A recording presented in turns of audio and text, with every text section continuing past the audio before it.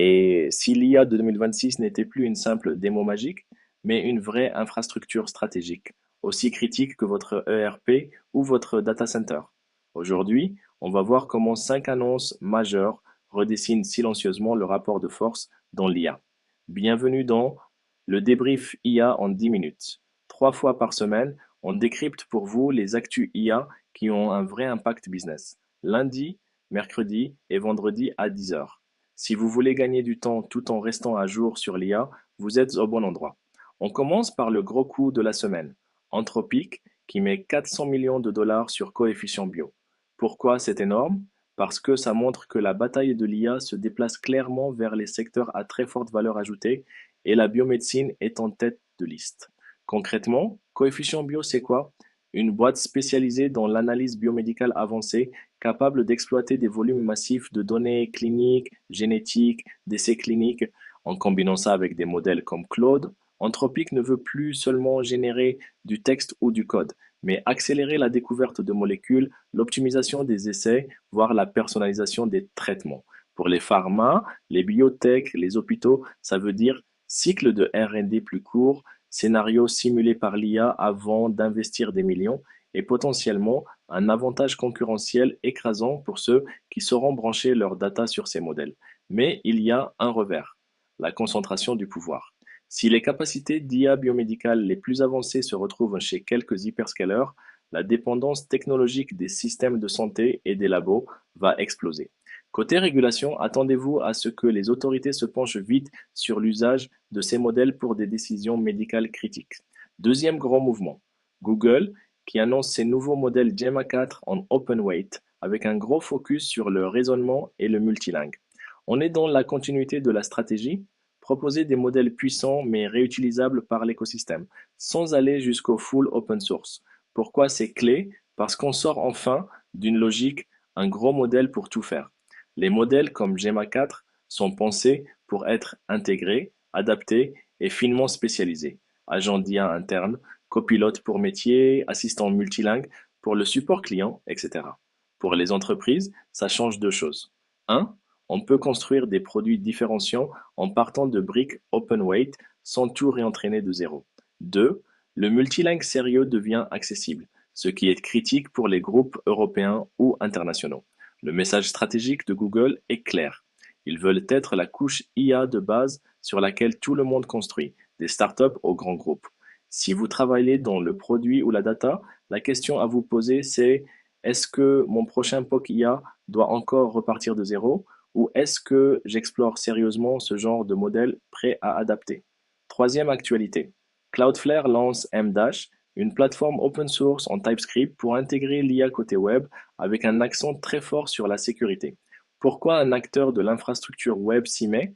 Parce que dès que vous branchez un modèle à vos applications, vous ouvrez potentiellement des failles. Injection de prompts, fuite de données sensibles, exposition de secrets, escalade de privilèges.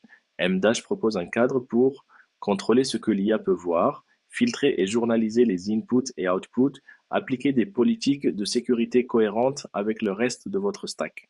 Pour les DSI et RSSI, c'est une très bonne nouvelle. Jusqu'ici, beaucoup de POC IA ressemblaient à des brèches de sécurité déguisées. Là, on commence à avoir des outils structurants pour industrialiser l'IA sans sacrifier la conformité et la gestion des risques.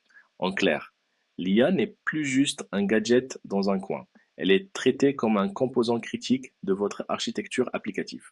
Quatrième point, la France qui muscle sérieusement son infrastructure de calcul via Boole, avec 500 recrutements annoncés pour soutenir le calcul haute performance, notamment grâce à sa technologie d'interconnexion BXU V3.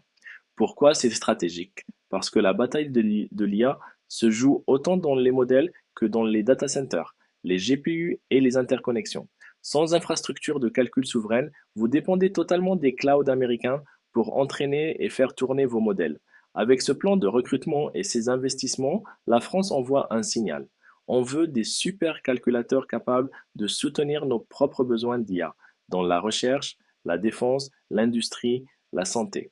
Pour les entreprises européennes, ça ouvre deux perspectives. À court terme, la possibilité d'accéder à des capacités de calcul compétitives sur le sol européen. À moyen terme, un meilleur équilibre entre innovation et souveraineté, notamment pour les secteurs régulés qui ne peuvent pas tout envoyer n'importe où. Si vous êtes dirigeant ou DAF, l'enjeu ici, c'est de comprendre que l'IA n'est pas qu'une ligne logicielle. C'est un sujet d'infrastructure, donc de CAPEX, de partenariats et de dépendance stratégique. Cinquième et dernière news, IBM qui s'associe à ARM pour accélérer les charges IA sur ses systèmes Z. Les systèmes Z, ce sont les mainframes d'IBM, encore au cœur de la banque, de l'assurance, de la grande distribution, des systèmes publics. Historiquement, l'IA tournait surtout à côté dans le cloud ou des serveurs dédiés. Là, IBM dit clairement, l'IA doit vivre au cœur des systèmes transactionnels. En pratique, le partenariat avec ARM permet de combiner la robustesse et la sécurité des systèmes Z avec l'efficacité énergétique et la flexibilité de l'architecture ARM pour faire tourner des workloads IA directement là où résident les données critiques. Pour les grandes entreprises, c'est un game changer discret mais majeur. Moins de latence entre les systèmes cœur et les modèles IA, moins de mouvements de données sensibles, plus de cas d'usage temps réel, scoring de risque, détection de fraude, optimisation logistique, etc. C'est un signal fort. L'IA sort de la phase projet d'innovation pour devenir une brique native des systèmes d'information historiques. Alors, qu'est-ce qu'on retient de tout ça pour finir? D'abord, que l'IA se verticalise. Anthropic dans la biomédecine, IBM dans les systèmes critiques, Google dans les briques open weight adaptables. Ensuite, que l'infrastructure devient le champ de bataille caché. Data center, puces, interconnexion, sécurité applicative. Ceux qui maîtrisent ces couches tiennent une part énorme de la valeur. Enfin, que pour les entreprises, la bonne question n'est plus faut-il faire de l'IA, mais où sont mes dépendances stratégiques? Quelle part d'IA je construis sur des services externes et quelle part je garde en propre? Comment j'intègre l'IA dans mes systèmes critiques sans exploser mon risque ni ma complexité? Si vous voulez continuer à suivre ces mouvements, pensez à vous abonner à le débrief IA en 10 minutes. On se retrouve chaque lundi, mercredi et vendredi à 10 heures pour décrypter les actus IA qui comptent vraiment pour votre business. À très vite.